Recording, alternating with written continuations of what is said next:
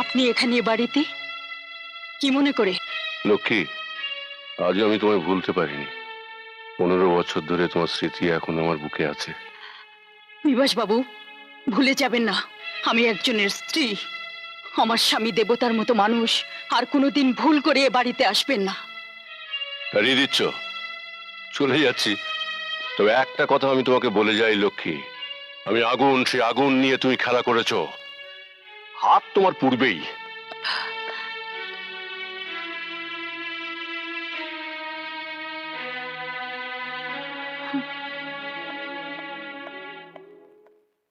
ওর মতো অমানুষের মুখ দেখাও পাপ।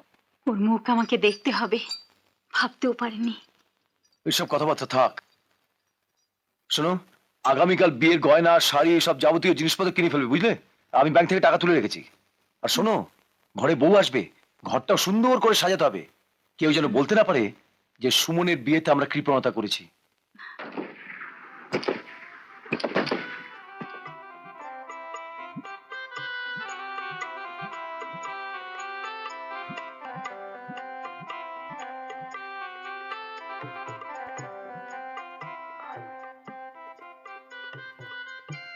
চৈতি,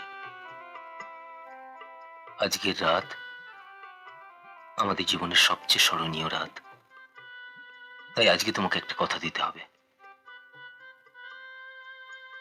বলো কি চাও?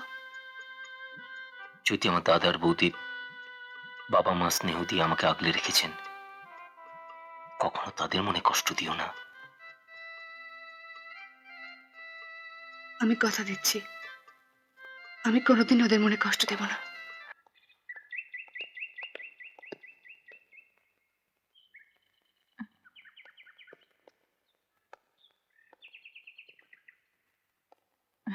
নমস্কার।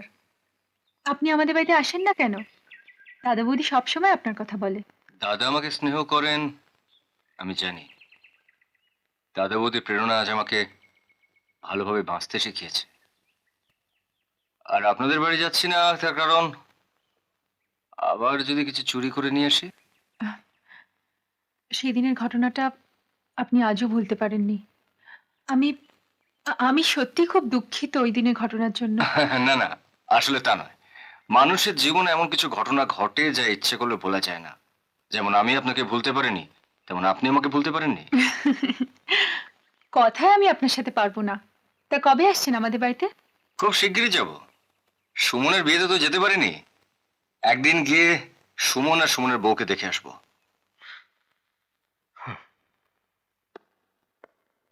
আমি আসছি। এই যে বৌদি, ওই চৈতি যেন তোমাকে কি বলবে, যা বলার বৌদিকেই বলো। বৌদি, আসি। আচ্ছা।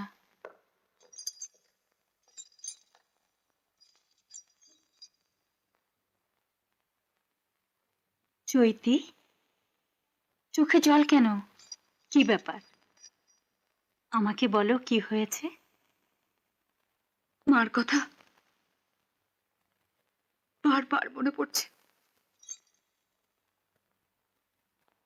বৌদি, আমি ছাড়া মাকে দেখবার আর কেউ নেই। এই কথা? আমি তোমার মাকে আমাদের বাড়ি নিয়ে আসবো।